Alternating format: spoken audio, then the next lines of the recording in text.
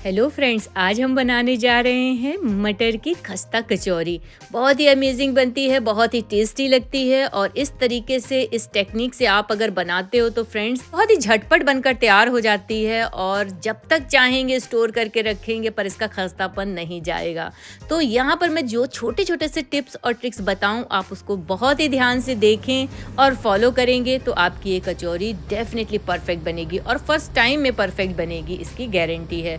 और टेस्ट इतना अमेजिंग है कि अगर आपने एक बार बनाकर ट्राई किया तो इसकी तो मैं गारंटी लेती हूँ कि इससे स्वादिष्ट कचौरी तो इससे पहले आपने नहीं खाई होगी। तो चलिए फटाफट हम बना लेते हैं। इसको बनाने के लिए सबसे पहले हम डो तैयार करेंगे, तो स्टेप बाय स्टेप हम सारी चीज़ें करेंगे और आप भी उसी तरीके से फॉलो करते जाइएगा। यहाँ 3 कप हमने नॉर्मल प्लेन फ्लावर लिया है और स्वाद अनुसार नमक डाला है, यानी 1.5 टीस्पून। और ये देखिए सूजी है, रवा हमारा और बहुत ही बारीक वाला है, तो 1 टेबल स्पून हमने उसे भी इसमें ऐड किया है। इससे बहुत ही करारा स्वाद आएगा। और 1/4 कप हमने इसमें डाला है वेजिटेबल ऑयल। और वेजिटेबल ऑयल आपको नहीं डालना है तो आप इसमें घी भी डाल सकते हैं, शुद्ध घी डाल सकते हैं। और इससे हम अच्छे से मोन करेंगे इसको। फ्रेंड्स, ये वेरी इंपॉर्टेंट टिप है आपके लिए कि ये जब भी मोन करें तो आप जल्दबाजी बिल्कुल भी ना करें। आप एक एक आटे में अच्छे से आराम से मसल के मोन करें, जिससे उसका घी या ऑयल जो भी आप लगा रहे हैं एक एक आटे के रवे में पहुंचना चाहिए, तभी आपकी कचौड़ी खस्ता बनेगी। और कचौड़ी क्या, कभी भी कोई भी मोन वाली चीज़ बना रहे हो तो मोन अगर दे रहे हैं तो उसमें हमें अच्छे से देना है, सारे लम्स इसके हट जाएं, एक एक लम्स हट जाएं। समझ लीजिए जो भी जरा भी कहीं भी एक्स्ट्रा घी या तेल लगा है तो उसको आप सब में मिला दे। देखिए हमने अच्छे से इसे मिक्स कर दिया है और लास्ट में देखिए हम इस तरीके से मुट्ठी बंद कर रहे हैं तो ये हमारी मुट्ठी में लड्डू टाइप से बन रहा है और ऐसा टेक्सचर इसका आ जाना चाहिए, तब समझ जाइए मोन हो गया है। तो मोन करते समय बिल्कुल भी जल्दबाजी ना करें, वरना कचौरी भी आपकी खस्ता नहीं बनेगी। और खस्ता कचौरी चाहते हैं तो मोन देते समय आपको इन टिप्स का ध्यान देना है।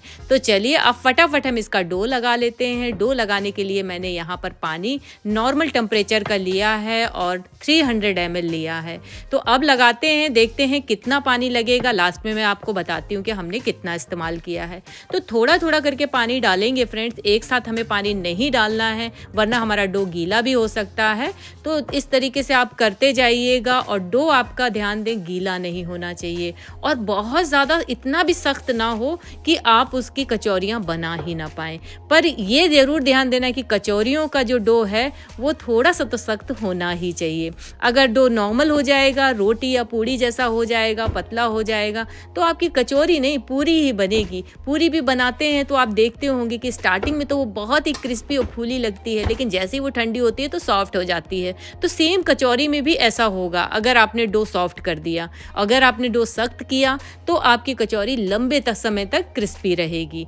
तो चलिए ये देखिए हमारा डो बनकर तैयार हो गया है। देखिए हमने हल्का सा गीला एक कपड़ा लिया है, उससे इसको कवर करके आधा घंटे के लिए रख दिया है रेस्ट के लिए। इस डो को लगाने में हमारे 250 ml पानी लगा है और हमने 300 ml पानी लिया था और ये देखिए 50 ml पानी हमारा बच भी गया है। अब चलते हैं हम फिलिंग तैयार करने। तो फिलिंग तैयार करने के लिए हम यहाँ कुछ मसाले तैयार कर रहे हैं, जिसमें से 1 टीस्पून हमने डाला है इसमें जीरा, 1 टीस्पून हम डाल रहे हैं इसमें काली मिर्च और 1 टीस्पून ही डाल रहे हैं हम सौंफ और 1 टीस्पून ही हम डाल रहे हैं इसमें खड़ी धनिया। और ये सारी चीज़ें डालने के बाद हम इसे ड्राई रोस्ट करेंगे। बहुत ही हल्का करना है, ज़्यादा ड्राई रोस्ट भी नहीं करना है। और ये देखिए ये हो गया है। तो अब हम इसे ठंडा होने के लिए रख देंगे। ठंडा होने के बाद चाहे तो आप इसे दरदरा पीस सकते हैं, हाथ जो होता है मतलब बेलन वगैरह से प्लेटफॉर्म पे, या तो कलर कुटने में पीस सकते हैं या फिर वो जो अदरक का कुटना होता है उस पर कर सकते हैं, लेकिन मैं यहाँ पर मिक्सर में कर रही हूँ।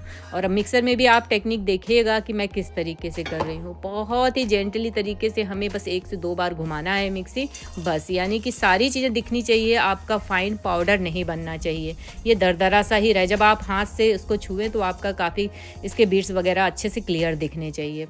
और ये देखिए इस तरीके से हम इसे बहुत ही हमने कम देर के लिए, ये लीजिए हो गया, इतनी देर ही हमें इसे चलाना था। 1 से 2 बार चलाया और ये कंप्लीट हो गया। तो आप इसका टेक्सचर देख सकते हैं हमने किस तरीके से किया है। देखिए इतना इस तरीके से आना चाहिए, तो वो आप कैसे भी कर सकते हैं। तो ये मुझे इजी प्रोसेस लगा तो मैंने इस पे कर लिया। और अब हम इसको भी साइड में रख देंगे। और यहाँ पर हम एक अमेजिंग सा पेस्ट बनाकर तैयार करने जा रहे हैं, जिसे नॉर्मली ठेसा भी बोलते हैं। उसी टाइप का वही वैसा ही टेक्सचर आएगा उस पे। और हमें धनिया, हरी मिर्च और अदरक का पेस्ट तैयार करना है, बट दरदरा ही करना है फ्रेंड्स, ज़्यादा हमें पीसना नहीं है। नॉर्मली आप बड़ा पाव में बनाते होंगे, हमें सेम वैसा ही चाहिए। तो ये देखिए हमने 5 से 6 हरी मिर्च ली हैं, आप थोड़ा सा टेस्ट के अनुसार ले सकते हैं। और इनकी डंडियाँ निकाल दी हैं। 1 इंच का अदरक का टुकड़ा लिया है, इसे कट करके डाल दिया इसमें छील के।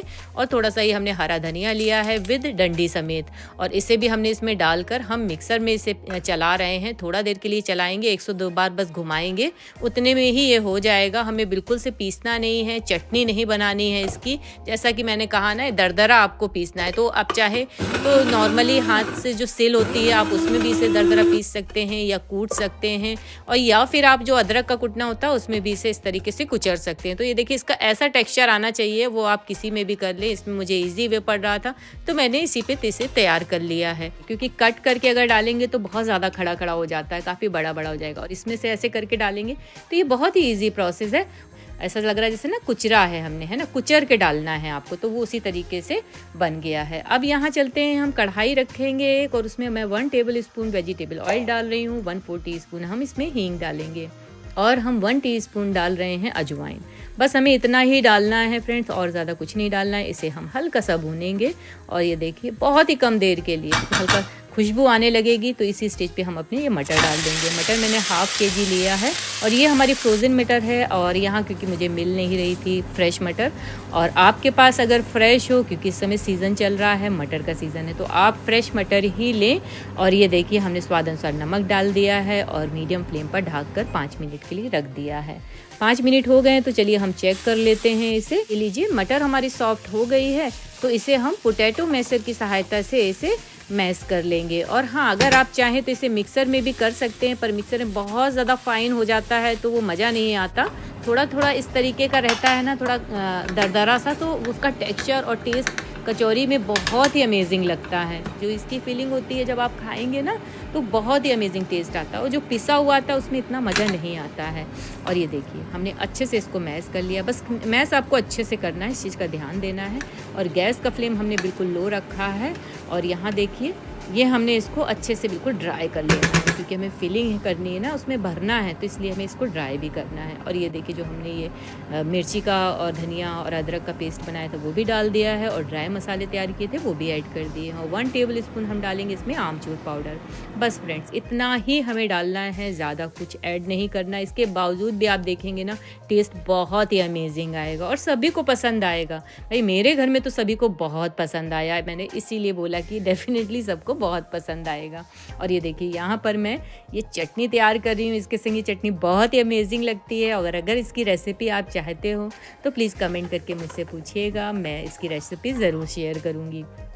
और ये देखिए हमने इसे रख दिया है फ्रेंड्स, बंद करके गैस भी देख सकते हैं हमारी बंद है।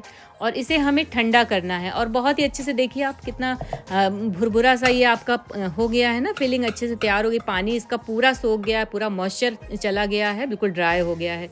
छोटी ज़रूर है टिप, लेकिन बहुत ही इंपॉर्टेंट है कचौरी के लिए। जब तक आपकी ये फिलिंग बिल्कुल अच्छे से ठंडी ना हो जाए तब तक आप इसे कचौरी में ना भरें। चाहे तो आप इसे फ्रिज में रख के ठंडा कर सकते हैं या नॉर्मल रख के ठंडा करें, लेकिन ठंडा होने के बाद ही हमें भरना है, तभी हमारी कचौरी का रिजल्ट अच्छा आएगा, वरना ये हमारी कचौरी अच्छी नहीं बनेगी। तो ये लीजिए आधा घंटे हो गए हैं, तो हमारे इस डो ने भी रेस्ट ले लिया है। तो अब हमें क्या करना है, थोड़ा सा हम इसे गूथेंगे यानी मसलेंगे अच्छे से, जिससे ये और भी थोड़ा सॉफ्ट हो जाए। मसलने से पहले हम थोड़ा सा कुछ ड्रॉप्स ऑयल डालेंगे इसके ऊपर, इसके बाद ही इसे मसलेंगे। और क्योंकि हमने स्टार्टिंग में इसे बहुत अच्छे से मसल कर तो डो लगा कर रखा नहीं था रेस्ट के लिए, तो इसे ये प्रोसेस हमें इसीलिए अब करना है। और ये लीजिए ये हो गया, तो अभी हमें क्या करना है, बराबरी से इसके लोई कट कर लेंगे फ्रेंड्स, है ना। तो इस तरीके से आप नॉर्मल साइज़ के करें, और इतने डो में तकरीबन 9 से 10 ही कचौरी बनकर तैयार होएंगी। तो ये मेरे घर के लिए तो सफिशिएंट थी। अगर आप चाहते हैं कि आपको ज़्यादा चाहिए या कम चाहिए, तो क्वांटिटी आप अपने हिसाब से कम ज़्यादा कर सकते हैं, लेकिन मेज़रमेंट आप इसी तरीके से रखेंगे तो आपकी कचौरी परफेक्ट बनेगी। और चलिए हम ये देखिए इस तरीके से ढाँक कर भी रखते जाएंगे, कपड़ा हमारा हल्का सा गीला ही है, आप ये ज़रूर ध्यान दें। और ये देखिए फिलिंग हमारी बिल्कुल अच्छे से ठंडी हो गई है, तो इसे अब हम कचौरी में भर सकते हैं। तो चलिए बना लेते हैं। ये देखिए अब हमने ये लिया है इस तरीके से लोई को, और अच्छे से हाथों से ही हमें इसे फैला लेना है अपनी गद्दियों की सहायता से। और जो ये हमने पानी रखा है उसको किनारे किनारे लगा लेंगे। इससे क्या होगा कि हमारी कचौरियाँ कढ़ाई में जाकर फैलेंगी नहीं। और ये देखिए यहाँ पर ये जो हमारा मसाला है इसको हमने इस तरीके से लड्डू बना लिए हैं और इसमें हम फिल करेंगे। तो चाहे तो आप एक साथ बनाकर भी रख सकते हैं, पहले बनाकर रख लें फिर आप भर सकते हैं, बहुत ही ईजी हो जाएगा। और अच्छे से इसे बंद कर देंगे, है ना। तो जो हमने पानी लगाया है ना, इसकी वजह से आपकी कचौरी खुलेगी नहीं। बस आपको ध्यान देना है कि हमारी कचौरी अच्छे से सील हो गई है, बस अच्छे से बंद कर देना है आपको। और जो आपने पानी लगाया है ना किनारे, तो वो अब वैसे भी नहीं खुलनी है, और बस हल्के हाथों से इसको ऐसे करके दबा देंगे। और हमें इसको बेलन वगैरह से बिल्कुल नहीं बेलना है, आपकी कचौरी बिल्कुल परफेक्ट बनेगी, इसकी गारंटी है। तो ये देखिए आप इसी तरीके से करेंगे तो ये आपकी नहीं ना तो फटेगी ना फैलेगी, कुछ भी नहीं होना है। बस ध्यान देना है, साइड साइड से आप इस तरीके से पानी लगाते जाएं तो ये सील हो जाएगी। और ये देखिए आप कैसे भी इसको बंद कर लें, मोड़ लें, बंद कर लें, लेकिन कचौरी बहुत ही अमेजिंग बननी है। तो ये पानी लगाना इस तरीके से ना भूलें, ये बहुत ही अच्छा तरीका है। इससे क्या होगा कि आपकी डेफिनेटली कचौरी नहीं फैलेगी। तो चलिए हम इसी तरीके से अपनी सारी की सारी कचौरियाँ तैयार कर लेते हैं। ये लीजिए, और ये इतनी खस्ता होती है और लंबे समय तक चलती है। ये नहीं कि आपको तुरंत से खाना है तो ही ये खस्ता रहेगी, ये जब खाएंगे आपको तब भी ये खस्ता ही रहेगी, इतनी खस्ता बनती है। तो ये डो लगाते समय और इस तरीके से फिलिंग तैयार करते समय ये कुछ बातों का आपको ध्यान देना है। और देखिए एक नॉर्मल साइज़ की हमारी सारी कचौरियाँ तैयार हो गई हैं। यहाँ मैंने कढ़ाई पर ऑयल रख दिया है, ऑयल हमारा अच्छे से गर्म हो गया है। गैस का फ्लेम हमारा मीडियम है, बहुत ज़्यादा भी ऑयल गर्म नहीं करना है और बिल्कुल ठंडा भी नहीं करना है, मतलब आप हल्का सा देखें मीडियम फ्लेम पे हो। बहुत देखिए बुलबुले नहीं आ रहे हैं इसमें, मैंने चेक करके देखा, हल्का सा एक टुकड़ा डाल के देखा तो देखा कि हल्के से ही बुलबुले आ रहे हैं। और गैस का फ्लेम हमारा देखिए मीडियम है। गैस का वर्नल भी हमारा छोटा ही है, हमने बड़ी गैस में इसे नहीं रखा है, छोटी गैस पे ही रखा है। थोड़ा टाइम लगेगा लेकिन आप गैस का फ्लेम तेज ना करें, क्योंकि अगर तेज करेंगे तो कचौरी थोड़ी मोटी होती है ना, तो अंदर तक वो खस्तापन नहीं आएगा। जैसा कि आपने देखा बिल्कुल हमारी अंदर तक पूरी अच्छे से पकी हुई है। तो अगर इस तरीके से पकाना तो आपको कचौरी को लंबे समय तक ही थोड़ा टाइम देना होगा। थोड़ा टाइम लगता है पकाने में, क्योंकि जैसा कि मैंने कहा कि धीमी आंच में ही पकाना है। और ये देखिए कलर इसका अच्छे से चेंज हो गया है। और कचौरी पकाते समय आपको ये भी देखना, जैसे ही हम डालेंगे तुरंत उसमें चम्मच या कंछुली या झंझिया नहीं लगाना है, थोड़ी देर उसमें पड़ी रहेगी तो ये अपने आप ही ऊपर आ जाएगी, क्योंकि फ्लेम इसका मीडियम है तो जल नहीं सकती है। तो ये देखिए कितना अच्छे से कलर आया है कचौरियों का। और ये देखिए फिर थोड़ी देर बाद ही आप इसको इस तरीके से पलट सकते हैं। और ये देखिए हर साइड से हमने इसको सेक लिया है। अमेजिंग खस्ता कचौरी हमारी बनकर तैयार हो गई। देखा फ्रेंड्स, हमने कितने इजी तरीके से बहुत ही छोटे छोटे टिप्स और ट्रिक्स के साथ अपनी खस्ता मटर कचौरी बनाकर तैयार की हैं, जो बिल्कुल भी फटी नहीं है और बहुत ही खस्ता और क्रिस्पी है।